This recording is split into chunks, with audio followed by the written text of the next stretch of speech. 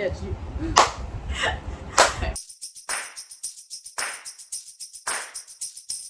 I gotta carry all these chairs. Okay, I can have my feet up here. No. The bass. I love it.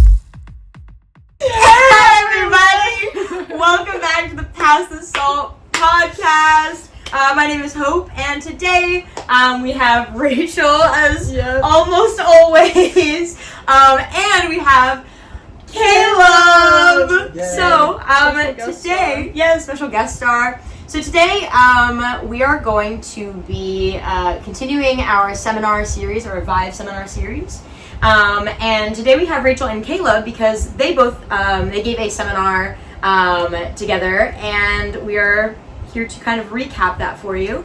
So if you have attended the seminar at Revive, welcome back. And if you haven't heard the seminar at Revive, welcome. Yeah. I believe that this was titled at Revive, Singleness and Waiting was our title there. And I actually think I'm just gonna read our little blurb here because it's really good. So this is your intro paragraph. In our daily lives between school, friends, and social media, we often feel pressure to pursue relationships because those around us are dating. So, how do we as Christians trust what the Lord says about relationships without being swayed by the conventions of the world? In this seminar, we will explore seasons of waiting, standards that we should set for our relationships, and the Lord's design for relationships we build with one another. So that's our intro there. Do you want to pray this one? Yeah. I think I can pray if Sure. it's cool. Yeah, sweet. All right. Heavenly Father, we just thank you for this time. We thank you for just the words that were spoken at Revive and the words that we get to recap here today. God, I just pray that the words that are spoken will be from you, and that everything else will fall away, and that ultimately we will just follow your Spirit's prompting, and that what we need to talk about, we will talk about, and what we don't, we don't. God, we just thank you for, again, this time and the people that are listening, and for Rachel and for Caleb for saying yes to this and being willing to share the words that you've put on their hearts. And we commit this time to you, and we love you. It's in your name we pray. Amen. The passing of the torch. Or the passing of the salt shaker. The salt. Hold on. We should have like a salt shaker that's like, it's your turn to talk. Hope's gone. Thank you for joining us as we pass the salt. Wait, that's This is so weird. I don't like it. Alright, so as Rachel said, we're going to talk a lot about relationships and the period of time before relationships when we are trying to discern the Lord's will for our lives and just waiting. Just listening to Him and seeing what He has in store for us. So I just want to say off the rip, we don't have all the answers. And this is something that is a very touchy subject and a very gray area. The Bible doesn't talk a lot explicitly about relationships and about exactly what to do in every situation. So we don't have exactly all the answers, but what we are going to try to do is draw from biblical principles and provide some just general framework of relationships, of discerning the Lord's will, of praying to Him so that we can better just kind of be led and guided by the Spirit. So we're going to start off with our first section, which is generally consulting the Lord. And this is the most important thing to do in every circumstance, but also especially in when we talk about relationships. And it's something where, like I said, the Bible doesn't talk a whole lot specifically about relationships. But Romans 12:2 says, "Do not be conformed to this world, but rather be transformed by the renewing of your mind, so that by testing you might discern what is the will of God, what is His good, pleasing, and perfect will." And that verse just so explicitly lays out that we're not supposed to conform to what the world's standards are for relationships, for dating, for marriage, but we are supposed to consult the Lord in everything. And it says, by discerning, we might discern what the Lord's will is, by testing. And so we can pray to Him and ask Him how to consult Him for His wisdom. And so the second thing here is we want to talk about just generally how to surrender. I don't know if you guys have experienced this in your lives, but a lot of times when I think about relationships, I think about how I'm supposed to surrender my desires to the Lord and let Him mold me. And so it's not always like a, hey God, this is what I want to do, and so He just is going to let me do it. Sometimes it's like a, okay, well I have this desire, but I have to surrender this over to the Lord first. And the reason we were able to do that is because Jesus surrendered Himself to us first on the cross. When He died for us on the cross and gave Himself up for us, we are now able to glean wisdom from the Lord, but then also surrender our lives back to Him in kind of this beautiful picture, so that we can really be walking with the Spirit. But the question is then, like, why would we even consult Jesus in the first place? Like, why would we surrender to Him? I think sometimes when I'm thinking about this, like, I don't really want to. It's not something that comes easy. And so I would say, like, first of all, God knows everything, and so He knows the situation far better than you know it from your one vantage point. Whatever's going on with your feelings and your emotions and the other person's emotions, God knows everything, and so we can trust Him with our feelings, with our lives, with our actions. We also just trust Him because He died for us to begin with. God has proven trustworthy because of His actions for us on the cross. That's Romans 5:8, is He demonstrated His love for us in this, that while we were still sinners, Christ died for us. And so we can trust Him with our love because He loved us first in that. He's working all things out for our long-term good. Romans 8:28. Thanks, appreciate it. Yeah. We know all things work together for the good of those who love God, who are called according to His purpose. And so it says that those that love God and are called according to His purpose, which is us as Christians, as the body of believers, God is working everything out for our good. And this is not what we think of as good oftentimes. This is what God has ordained for us in His plan and His purpose for our life, which is oftentimes very different than what we think of it as. I find myself getting caught up in the short term of like, hey, I got these feelings, like it feels really good, like that's what I want right now. Yeah. But that's not what the verse means by good. It means that God is weaving everything together for our long-term good and for His glory.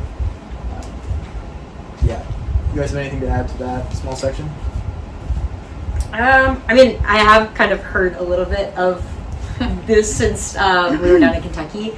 But yeah, I think just like remembering that like long-term good and ultimately for glorifying Him. And I know you guys are going to get into this a little bit later, but like little bit of jumping ahead just a little bit. Yeah, just the fact forward. The call forward that it is ultimately to glorify God, like with our lives, with everything, including our relationships. And I know we're specifically talking about like dating relationships and stuff like that, but I think even in friendships, I think that a lot of these principles that we're talking about can be in some way applied to your platonic relationships, especially between typically like guys and girls. You know, there's that whole debate about platonic relationships and how that works and if it works and all this and that.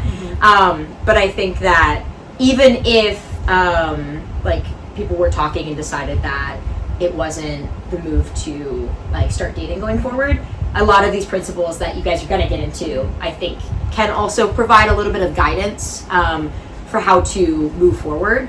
And so yeah, absolutely. I think that's something that is very important to understand, is like how men and women can coexist together. We consult the Bible as our ultimate authority and everything, and the Bible provides us a very clear picture of how that works.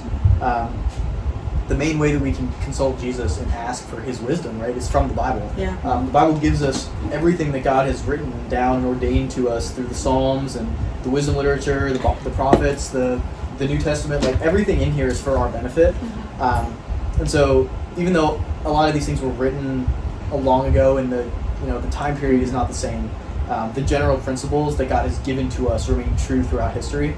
And so we can look back on the words of the Lord and say, like, okay, well, this is the truth that He has given us about relationships and about how that stuff should work. So I guess we should, what we're going to do next is kind of provide a biblical framework of relationships in general and how all that works. So I would say to start back at the very beginning, right? In Genesis, God created male and female. And then, thanks, you're the best. So Jesus is referencing Genesis in Matthew 19. He says, haven't you read that He who created them in the beginning made them male and female? He's quoting Genesis. And he also says, also quoting from Genesis, for this reason, a man will leave his father and mother and be joined to his wife, and the two will become one flesh. So they are no longer two, but one flesh. Therefore, what God has joined together, let no man separate. And so Jesus is explicitly laying out the picture that God has created. We have a male and we have a female that are joining together in marriage to become one flesh, and they, in marriage, then can represent more fully who God is. God has created us for relationships. He said that it is not good for man to be alone in the garden, and He created him a partner, Eve, to be with him.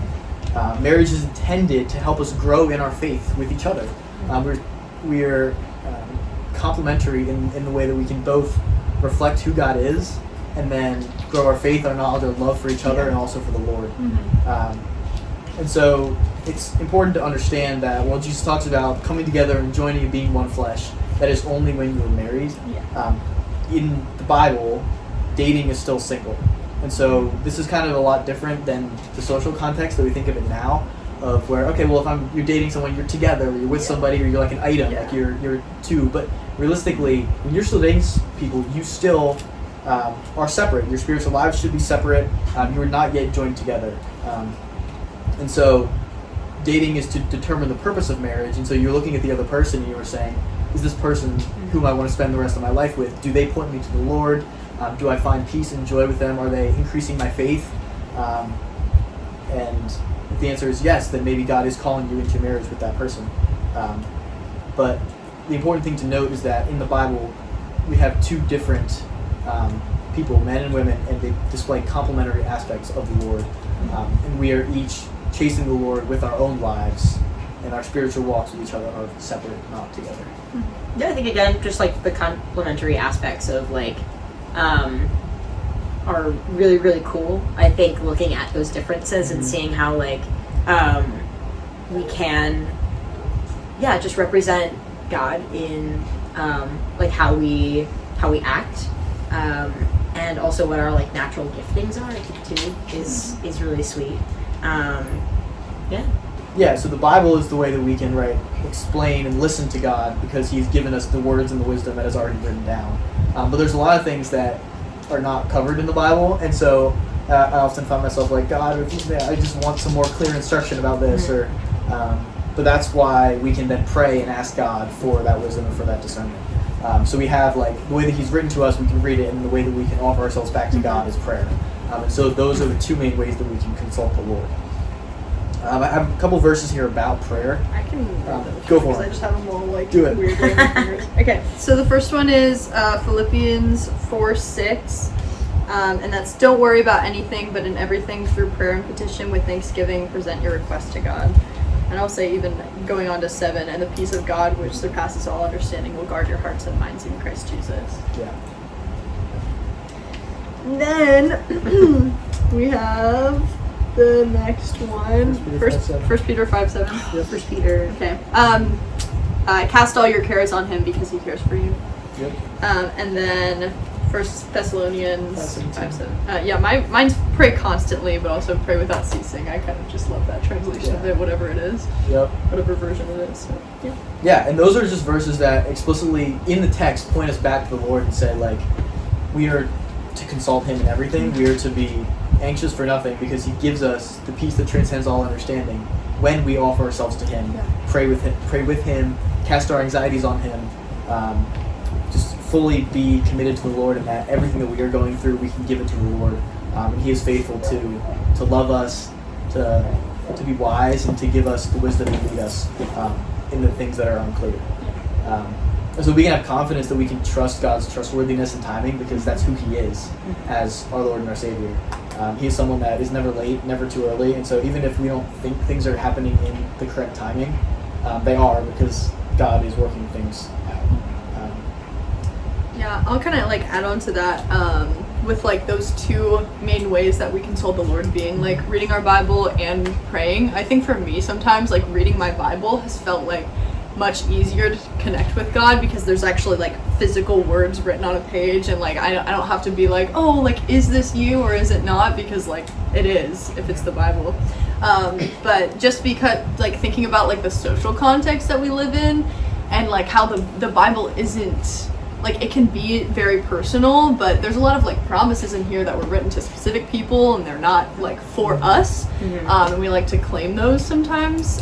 So just I think elevating prayer a little bit of praying for a specific thing and like seeing what the Lord does with that. It's because it's like the Bible is not going to be like, okay, if a guy texts you what you doing at 12:30 in the morning, what should you do? Like, this is what you do. You know, you're not gonna get that in the Bible because that's just not the social context. Like, it was just written so long ago. Imagine they had phones in the Bible. Oh gosh. That would be disastrous. Oh gosh. So bad. The miscommunication happened anyway. So, but even going back to 1 Peter chapter 5, looking at even before verse 7 in verse 5 and 6, it says, "In the same way, you who are younger, submit yourself to your elders. All of you clothe yourself in humility towards one another, because God opposes the proud but shows favor to the humble. Humble yourselves, therefore, under God's mighty hand, that he may lift you up in due time. And then cast all your anxiety on him, because he cares for you." Yeah, I think there is a fair amount of humility that has to happen when talking about this topic, and really anything else when it comes to God's plan for us, is understanding that. And it always brings me back to Job. The story of Job is just like, we have to do an entire like long series about Job, because there's so much in it. Because one every single day. Because like there's so much to unpack there.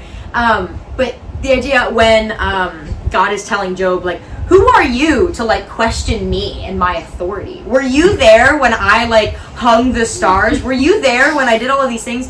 And Job is like, no, I wasn't there. I'm sorry for like questioning you. And I think this like really approaches like from a similar place, where for me I'm like, oh yeah, I don't know everything. And it mentions elders. There are a lot of people who have a lot more life experience than me. I think about like I've been blessed with like great parents, and I think that I trust them and I'm able to like seek guidance from them. And I know that's not everybody's story, but finding people who have more life experience, finding people who can pour into you, especially for something like this, having an outside perspective is so important, because you are often very blinded by emotions and feelings. It's just natural. And so having somebody on the outside who can see it, who can advise you, and realize that you don't know everything, and that there are people who still don't know everything but may know a little better than you. And that's not okay. Biased, and they're not biased. They're not being swayed by feelings and stuff. And find people find people who are there to support you and that love you and want what's best for you, because those are the type of people who are going to give you good solid advice, not because they want you to be in a relationship and be short-term happy, but because they want the long-term good for you, similar to our Father in heaven, who wants the long-term good that he has to offer us. And so again, being humble and realizing I don't know everything, I don't know how this is all going to play out, and understanding that ultimately, you know, it's not ours to micromanage. It's not ours to plan every single detail of how you're going to meet somebody and how long you're going to be together and if you get married and if you have all of these things. Yeah. No, 100%. I just think like there's the element of the control that we feel sometimes in a relationship of like, I want things my way. It's my responsibility to go find someone. Like I want to feel what I'm gonna feel. I want this to be a certain way. And it's like, no, actually, we're called to give our emotions to the Lord. To ask Jesus to change our hearts and our minds if it's not something that we should be entering into. To give us the wisdom to say no to ourselves, even if we feel like we should go a certain direction. And I think a big way for me that I've been able to have that humility is through prayer journaling. I think like a lot of times I just kind of get stuck in my head about thinking about things a lot, or like you think in circles. This is not good for me to stay in that mental space of just like not actually what's real, but it's just my feelings mixed with my thoughts, mixed with everything swirling. And so it's just helpful for me to literally just write down, this is what I feel, Lord, this is what I'm feeling, this is what I was thinking about, and just have it like on paper that, okay, well, it's gone. I can like kind of stop thinking about it, then give it to the Lord, and then like move on. So that's good. Yeah, big fan of prayer journaling. Get yourself a journal. Do it. Or I know you have like 3 unused journals on your shelf right now. Pick them up and start right now. There's like 3 pages written in them. them. Yeah, 3 pages. That's actually so real. That's so There's like 5. I literally could point them out to you where they are. But yeah, like another thing about prayer journaling is you get to like look back and read through it. There was a girl from my youth group, shout out Maddie Wirt. But she was like, she pointed out one time that like a lot of us take notes during like sermons or we journal or whatever, but we don't like go back and read through them and like see how the Lord is faithful and like how we've matured in our faith. So like I've loved like going back through my prayer journaling and like seeing me like pouring my heart out, and now it's like, oh, like Lord, you actually did do that. Like you actually were working in that. And like just like practicing more gratitude too, because I think it's easy to be like, Lord, please do this thing, and then he does it and we're like, hey, on to the next thing. Let me not thank can you for do that. this other thing? Can you do this other favor for me? Yeah, It's always on to the next thing. Absolutely. So that's kind of our section about consulting the Lord, praying, reading the Bible, all sorts of fun stuff. Make it happen. Cool. Salt. Love passing the salt. Wait, Yeah. can you pass it to me? Oh yeah, actually, yeah. Thank you. It's the my speaking turn. salt. Oh my gosh. Okay, so the next section we're going to talk about is waiting. Yeah, there's a lot, like I kind of talked about at the beginning, there's a lot of pressure in society to date, to be in a relationship. And yeah, it is like, it's important to recognize that the urgency that is put on like, I think everything in life, not even just relationships, but do everything as fast as possible, including getting into a relationship. Like that urgency is from the world. It's the world is telling us that we need to do it right now, and like, you know, we need to be dating someone now, and we need to be married by 23, have kids by 25, you know, like something like that. Like I think that a lot of us have kind of like mental, like biological clocks, and yeah, just recognizing that like that's not how the Lord works. He doesn't you don't just give him your timeline and he makes everything work. Like he knows way better than us. So yeah, but it's definitely hard to be like I don't know, to be just single when you're seeing like everyone around you, everyone on your Instagram, or even like the kind of TV and movies that we watch. Like I don't even know if I could think of like a popular TV show recently or a movie that didn't have at least a subplot of romance. Like it's very intertwined in like how we live, so it's really hard to like let go of that and trust that the Lord's timing is the best. So yeah, like it's very difficult to trust the Lord's timing, and I think oftentimes we want to rush into relationships, but I'll just say this: just because they're a good Christian doesn't mean that they are your spouse. Snaps for that. Snaps It for hurts. Cut me deep, Chuck. Cut me real deep. Cut me real deep. Yeah, like it's a beautiful thing to recognize one of God's children as, you know, as worthy of love and as someone who you think is very interesting and who you admire their character. But that doesn't mean that they are the one for you just because, you know, you're in a good Christian circle and you meet a nice Christian someone. Yeah, it's not our responsibility to choose our spouse because the Lord has everything laid out before us. I think for me it's been easy to be like, oh, yeah, I'm in this situation and like one of these people might be my husband, so I have to like keep on lookout and I have to be on my best behavior because what if my husband's looking? Like that kind of thing. I don't know. I gotta raise my hands during worship. I gotta carry all these chairs because what if my husband's here and he needs to know how many chairs I can carry. Yeah, a lot of times I think it's like we think it's on us to like choose the person that we're gonna spend the rest of our life with. But more it's just like being in tune with what the Lord has and listening to his direction, because he's the one who's ultimately gonna, you know, lay out that we're gonna end up with this person if marriage is what he's called us to. The next thing I kind of want to talk about is like obsessive crushes, because a girl has been a part of that. Being a marriage is something that is very like biblical and very like blessed and holy from the Lord, or it can be at least. But the devil likes to take everything that is good from the Lord and turn it for evil. So like having a crush on someone, you know, admiring them and like wanting to pursue them is a great thing. But then the devil can sort of try and like pervert that and turn it into something where you're thinking about them all the time. What are they doing? Who are they talking to?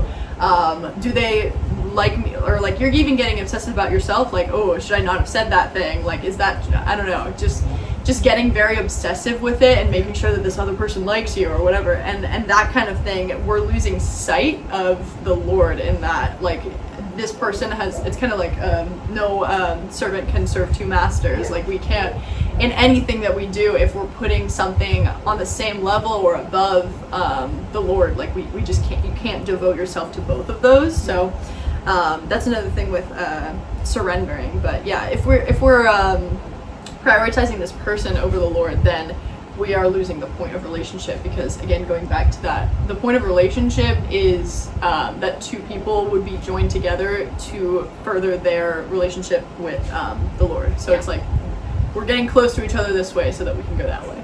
That's the ultimate purpose there. Then this one's a tough one, but nowhere in the Bible does it promise us a spouse. So that's just a tough one.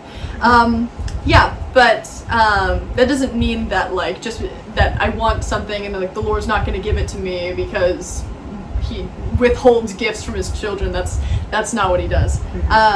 But yeah, we can start to align our own desires with his desires for us and be more in tune with his plan. 1 Corinthians 7:8-9 is I say to the unmarried and to widows, it is good for them if they remain as I am. But if they do not have self-control, they should marry, since it is better to marry than to burn with desire.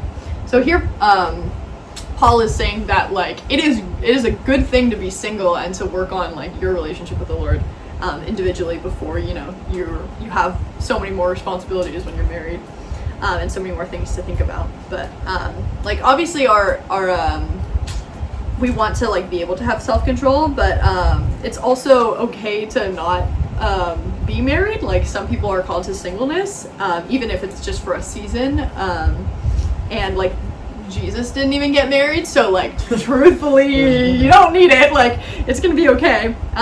It's like something that is like a gift from the Lord. It's not something that is promised. So but I think one thing is just like that if we are surrendering what we want, we are praying to have more of like the Lord's discernment and his will for our lives, like to be like revealed to us. Then if I'm praying to God like, oh, if I'm not supposed to be married, like can you take this this like desire to be in a relationship away? And if it's remaining there and we're still close to the Lord, like that's maybe proof that that is something that he has for us. And because he uses our desires, but there's also a lot that we have to fight against with our flesh. So yeah, we want to align our desires with the Lord so that we aren't fighting against our flesh. And then Psalm 37:4 is take delight in the Lord and he will give you your heart's desires. So I think of that as like when we're taking delight in the Lord, we're dwelling with the Lord, we're getting to know him more and getting to know his plans, and in turn then like our plans kind of become one, and we now our plans for our lives are what the Lord has, and then we're smooth sailing. So yeah, it's definitely difficult, but just spending more time with the Lord, praying and getting to know his character leads to our desires falling away and being replaced by his desires. Yeah, sometimes our flesh does get in the way, but praying like if this crush isn't from you, take it away, and then actually surrendering it and not just thinking about it, because I think it's easy to be like, oh, if this crush isn't from you, then take it away, but I'm still thinking about it all the time and putting my effort into it, and then I'm like, oh, since it's not going away, then like that means it's definitely from the Lord, like this is the one. So like surrendering is definitely a hard thing, but being in constant prayer over that, again, like praying without ceasing, it's great. Yeah, I want to jump in there for a second. When I was in high school, towards the end of my senior year, I had a situationship, I guess you would call it, with one of my friends. And her and I were really close, and there was just kind of these feelings that developed between us, like really sudden all at once, and we were both kind of like, okay, well, we want to date each other. And she wasn't a Christian, and it was like, okay, Lord, what do I do with this?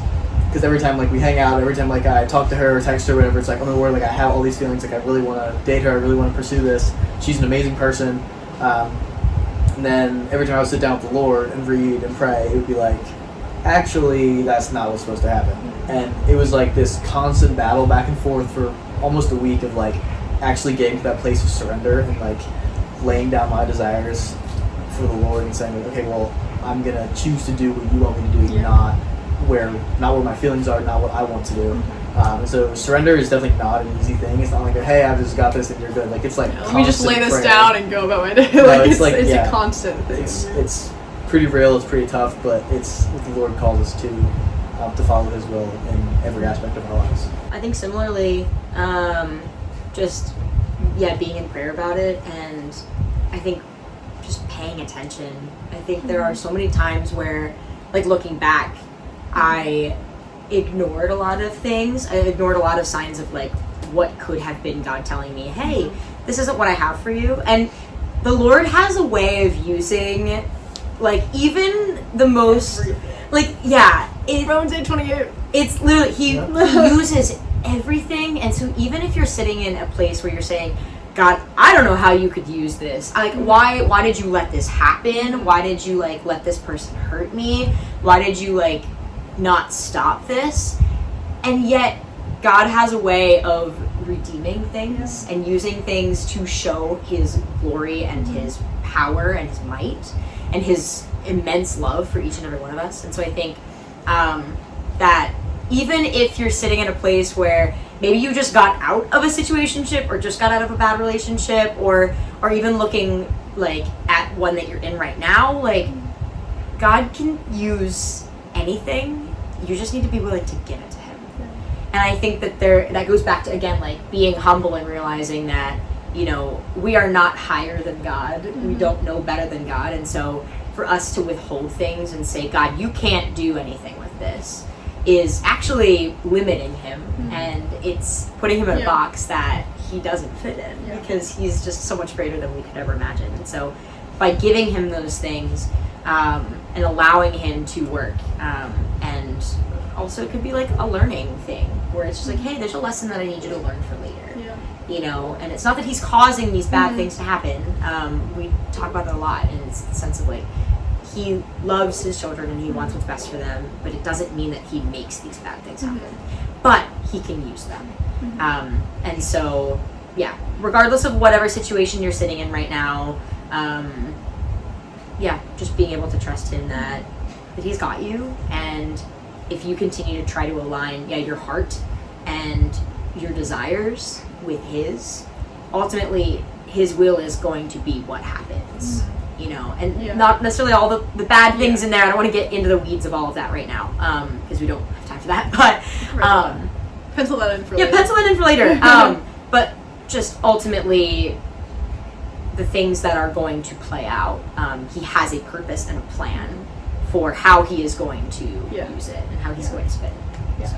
Yeah, I like that, like, saying that, like, how He's going to spin it, because I think that sometimes, like, looking at Romans 8:28 and, like, all things work together for the good of those who love God, who are called according to His purpose, I'm thinking, like that, because God is all-knowing and He knows everything that's going to happen, that it's okay to, like, sit in things that I know aren't from God, because I'm like, He's going to use it anyway. Right. But then it's like, it's being an active participant in, like, the Lord's plan, like, you know, like, not everything that we do is His will. Like, and just because He's going to work it for good doesn't mean that, like, that was what He wanted. You know, like, He has better for you in, you know, a certain situation. So I think that sometimes I could, like, excuse my lukewarmness, because I'm like, he's gonna turn into, like, a great testimony one day. Like, because, and it's like, it allows us to be static, because it's like, God always knew that this was gonna happen. It's like, that doesn't mean that that's what He wanted to happen, because, you know, He allows us to have this, like, free will. So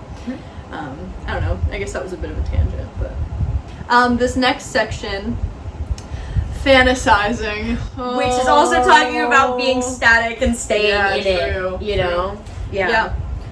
So just to open this one, Proverbs 12:11 is, the one who works his land will have plenty of food, but whoever chases fantasies lacks sense. Bonk. Big bonk there. Schmotus there. There's a huge danger in fantasizing. 2 Corinthians 10, verse 5.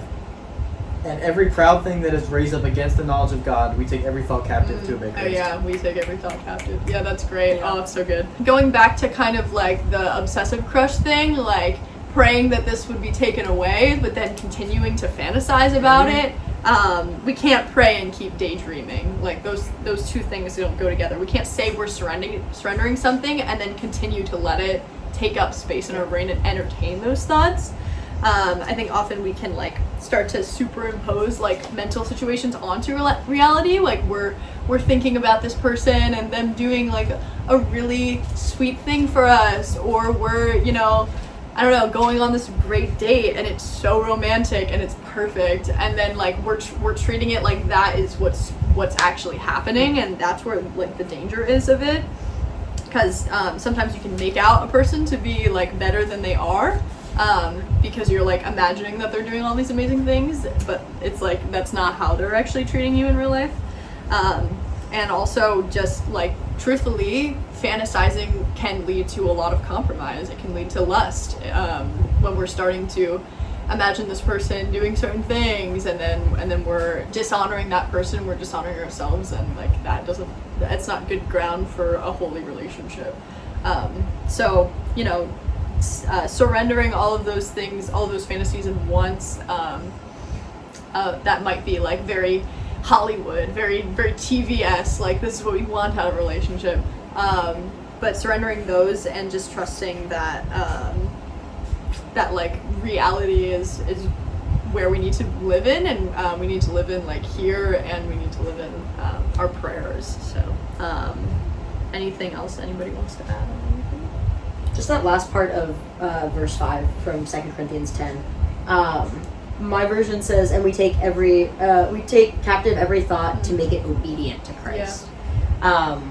Just like, again, making it obedient. Mm-hmm. The fact that like we don't let our thoughts rule us. Yeah.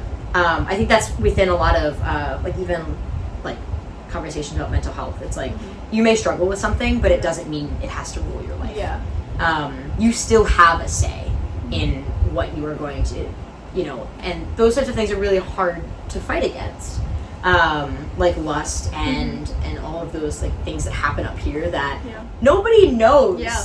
Like nobody knows. They only know what you tell them. Mm-hmm. And so it allows us to sit in our minds and say, well, nobody knows, so it's fine. It's not a big deal. The only person that knows is God, and he's going to spin it for my good anyway, or for his good, you know? It's such a toxic mindset, you know? But it's and it's so like, easy to get into. Because it's just not healthy, and not only are you dishonoring yourself and the other person, you're also dishonoring God and what he has designed. And that sucks. Like, that sucks. Like, that's really tough. Mm-hmm. And I love what you said about we can't pray and keep daydreaming. Mm-hmm. Like we just can't. Yeah. It's again like serving two masters. Yeah, it's like we're saying one thing, we're saying that we're surrendering these feelings, and then we're doing this in our brain. We're still thinking about it. Yeah. And yeah. So, but I like the whole like taking captive every thought, like just knowing that like we can't take captive every thought on our own. Correct. But like actually inviting Jesus into that, and like, you know, you never would have the self-control to do it on your own, but allowing Jesus to be like, hey, like I'm choosing you over this, like you enter into my life and my mind and take these thoughts away. And he does it, friends. Yeah, I think it reminds me of the verse like Romans 12:1. I know you read Romans 12:2, but like that we were that our bodies are a living sacrifice, and that like we were called to present them to God, and that's our form of spiritual worship. Like that's how we worship God with our lives, is presenting our bodies, our minds, our thoughts, our hearts, everything that goes on inside of us. We can give it to God and say like, okay, God, change me if this isn't right, but also like, God, I'm striving to obey you, and so like, making me more like you in that way. Absolutely. Yeah, so that's kind of closing out our waiting section, like the time before we're in a relationship. Yeah, so the next section is talking about standards. Wow. So how do we have like biblical standards for people while also allowing some of the grace that that Jesus has given to us? So yeah. Well, actually, I have another little blurb, guys. Yay! You're way too proud about your words. My blurb. Okay. I think they're great. No, they are really good. Hey, Rachel, you're great. You're great. You're great. We're glad you're here. My blurbs. I Guys, like them. I'm It's nice. English major Rachel. I'm an English Yes. How do we explore our thresholds/standards for a relationship within the context of the Bible while still extending grace for when people fall short? How do we, Caleb? Whoa. Yeah, so standards. I think, as I said before, the Bible is not explicitly always giving us a clear picture of, hey, this is what the person that you are going to marry is going to look like. Mm-hmm. And it's like, there's a million people in the world. How are we ever going to find or pick the one that, God has for us? But, that's Sadly, not... the Bible doesn't write to first Caleb. Exactly. Like, it's not like, hey, this is the woman that you're going to Here you marry. go. Like, she's going to have blonde hair and have brown eyes, like it doesn't her exist. full government name. Like her social security number. Like it doesn't. It's not like that. And Darn. I know it's easy to joke about it, but it's also like it's very real to be like, okay, God, like, well, this person's amazing, but there's just one thing. But like, is it fine? Is it not fine? Like, how do we know like what our standards that we should have? Because it's important to have high standards, but it's also important to understand that like God is going to give us who He wants to give us, regardless of what we feel who we should date.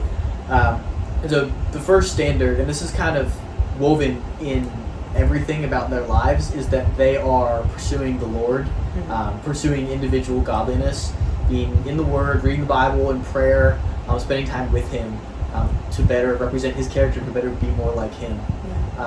And so Proverbs 31:30. I'll just read it anyway. 31!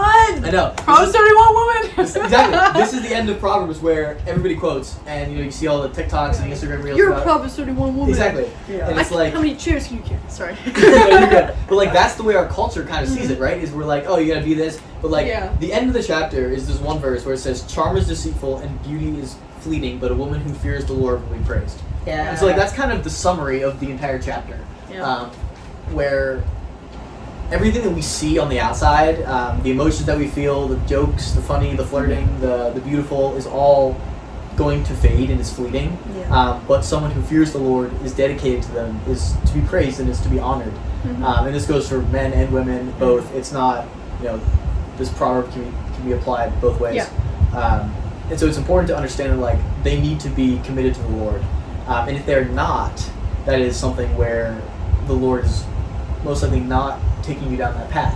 He calls us to be committed to the person, committed to God before we're committed to another person. And the mindset that I think we get caught up in a lot in Christian circles is like, oh, well, I really like this person, but they're not a Christian, so I'm just going to go like bring them to church, bring them to my youth group a couple times. Like, that's not how it's supposed to be. Like, we are not the savior of that person. Like, we don't have the responsibility. We should never feel the responsibility for their salvation.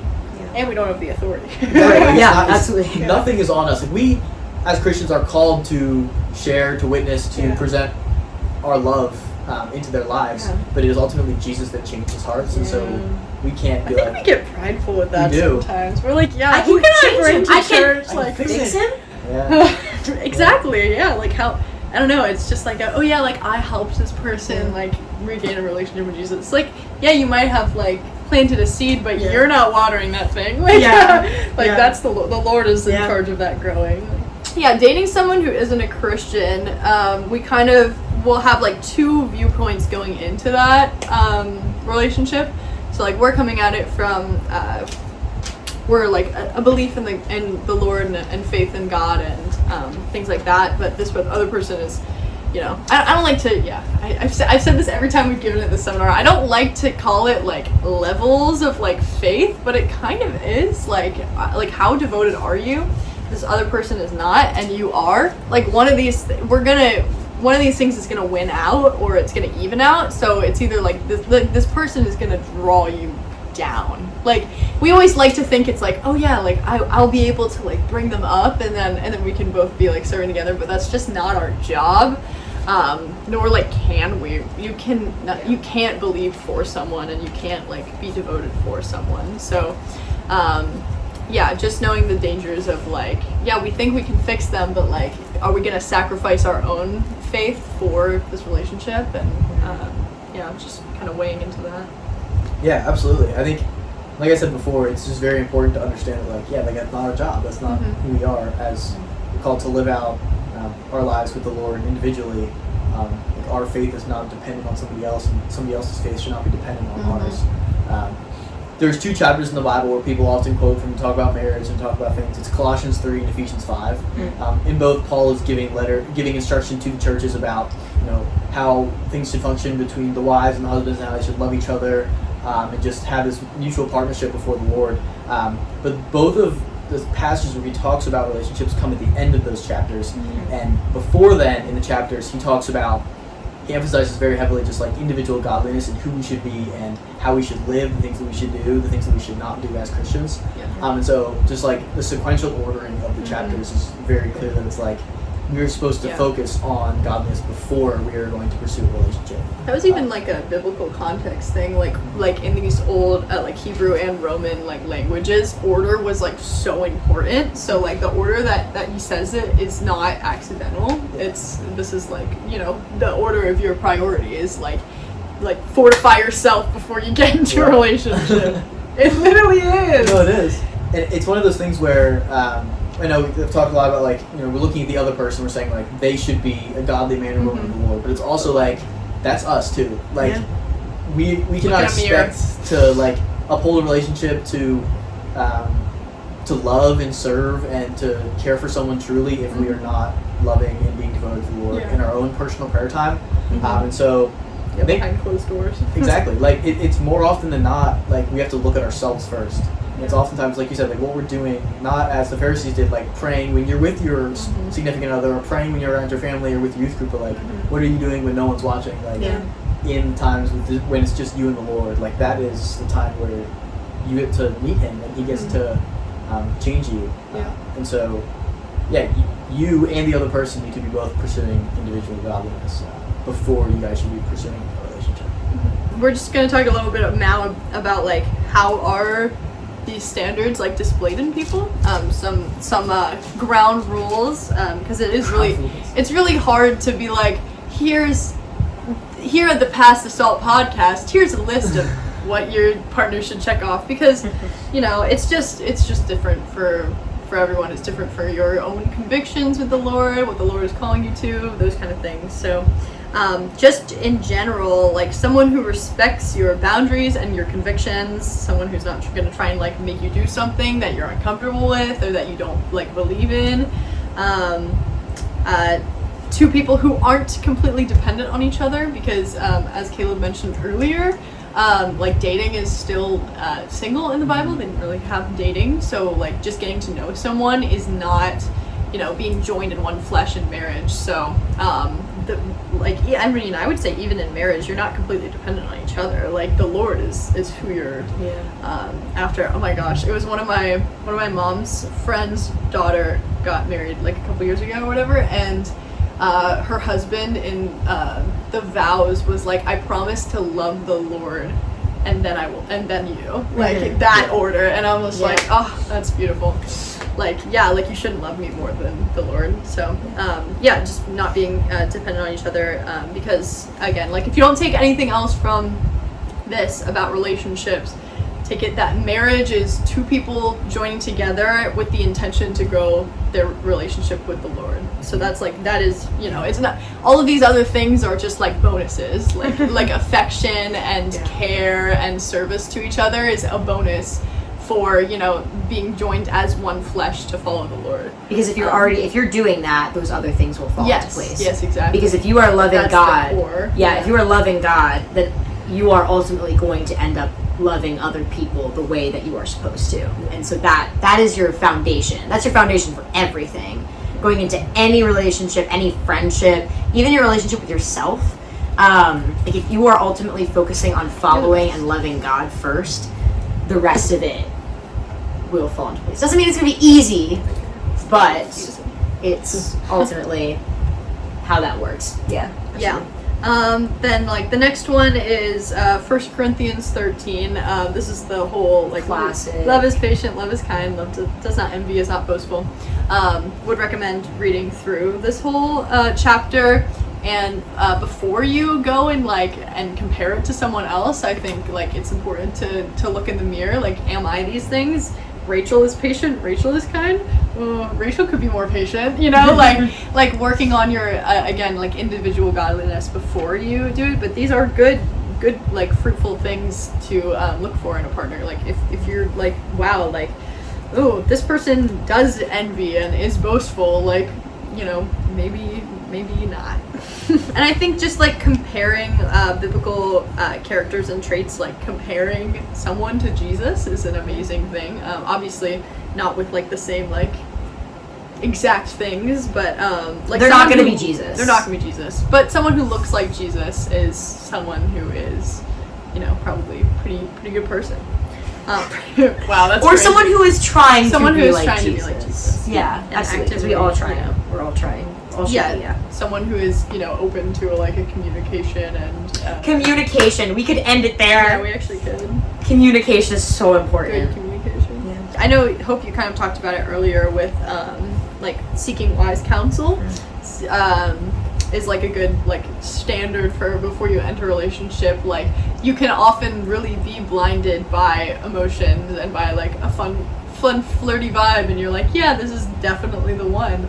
But someone from an outside perspective who knows you, who knows the situation, will give you an answer, and you may not like it or want to hear it, but they you just trusting your youth leaders, or if you're close to your parents, even just someone who's a mentor person who's a little older than you, or even trusted peers who can be objective about it.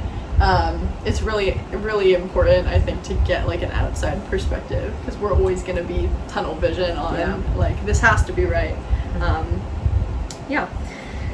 All right. Lastly, grace.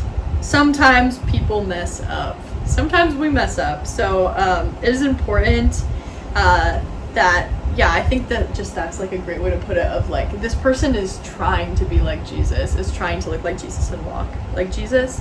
But it is important that they are open to communication and forgiveness, that they admit when they've done something wrong, and all of these things also go for you finding a relationship.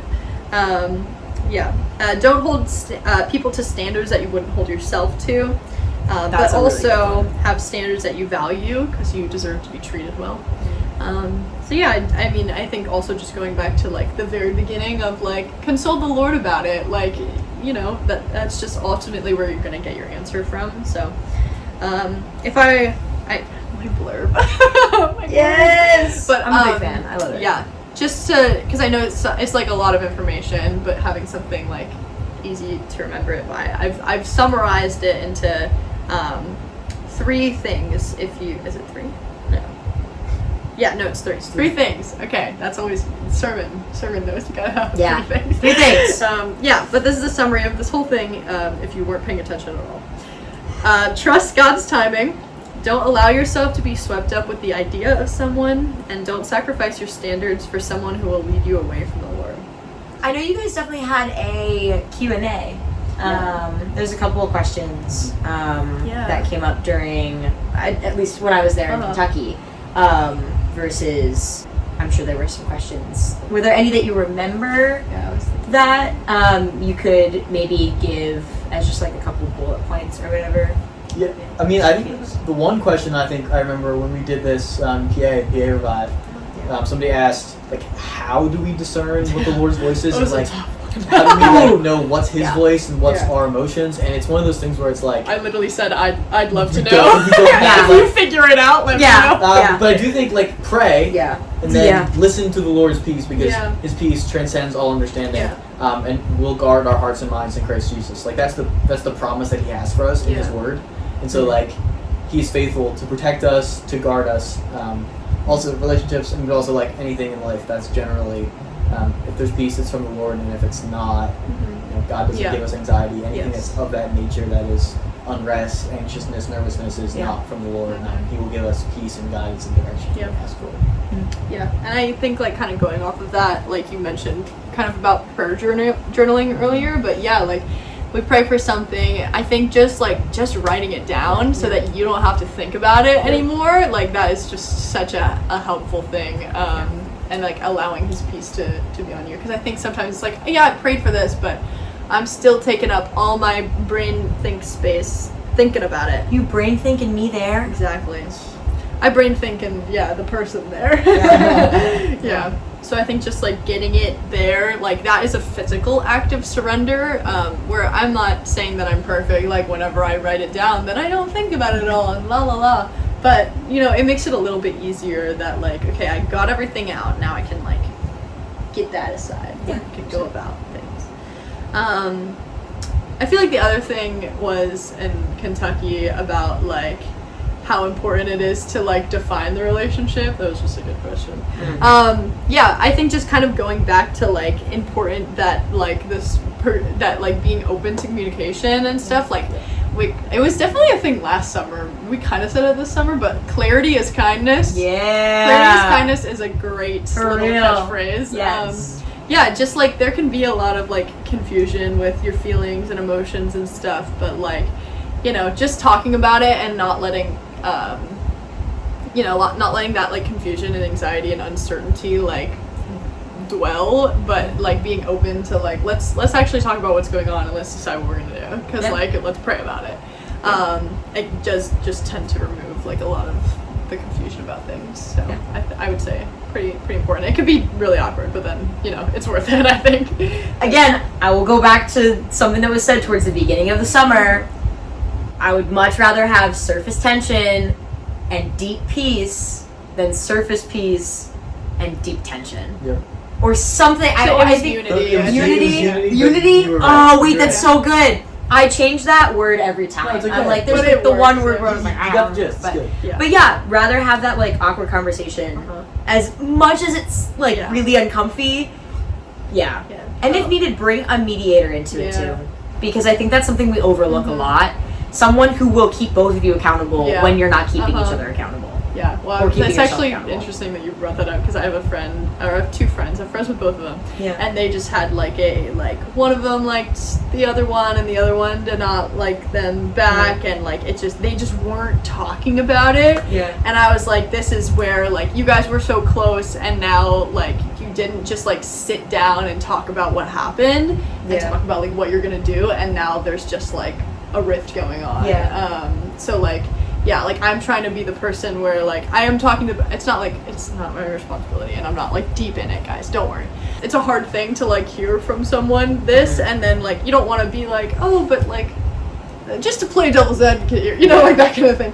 But like like I'm not gonna be I'm not a yes man. I'm gonna like tell you how it is gently. But like that's a hard thing to be like, I think that you could have handled this differently, and it's a hard thing to hear, hard thing to say, but like open communication like that is like how you have deep unity and surface tension, like resolving that surface tension instead of it being like we're good up here, but really like there's a lot of tension under the surface. And when there's deep unity, that surface tension can be solved quickly. Yes, exactly. There have been so many times like over this last year where friends and I have had like small I know we were talking about stuff like small quarrels. But because we had depth, we were like, oh, hey, just so you know, here's this thing to be aware of. And it's like, oh, okay, cool, thanks for letting me know. We were like, Hope and I have been friends for like over a year, and like for the first like year maybe, we like didn't fight at all. And like I wouldn't even say we necessarily fight now. Now we're getting like a friendship podcast. Yeah, like let's talk about Hope and I's friendship. But like just like now it's like a couple times where there's just like little things, and we were able to like just like actually talk about them, and like just that communication is just so important, and like having that deep trust beforehand. Unity is like the reason you get through it. So, absolutely, and especially in dating relationships. And just go into it with an agenda. Yes. If that is not something that can happen, I can tell you like that's probably not what the Lord has for you. If there is so much uncertainty, like it's okay for you to not fully know what's next, right? But like if there is a lot of discomfort and a lot of just like uncertainty and worrying, you like I think Caleb, you said that earlier, like if you're rooted in this anxiety and worry about it, that's that's like God doesn't have that for us. Yeah, like And so, God's love is not confusing. So like if we're about to pursue something that feels really confusing, that's probably not from the Lord. Yeah, I'd say just, I mean, two things, right? Communication with the other person, like just be straight up about it. I'm feeling this, and like that will resolve, like you said, like the tension, bring peace to the situation. Like, do it. It's gonna be uncomfortable, but just do it. It's communication with other people and then communication with the Lord. Like that's pretty much what it boils down to. Is you have to be communicating both ways. Praying, talking to the Lord, reading the Bible, talking to the other person, asking them, hey, can you pray about this? What are you feeling? Like, it's gotta go both ways. Yeah. That sums it up pretty well. Yeah. Passed it. Told him on 3. 1, 2, 3. Told him. Thank you guys so much for joining us for this podcast episode. Be sure to check out the other seminar series episodes. And yeah, we'll catch you on the flip side. Oh my gosh. Ready? Yeah! Crazy transition. And the next time we go like this, welcome back. Welcome back to Best. Wait, I think we just figured that out. That's good. Hi. Bye. Hello, everybody. Welcome back to the Pass the Song podcast. Can we redo that? Fortify yourself before you get into a relationship. A swap. No grace yet. Cast all your cares on Rachel.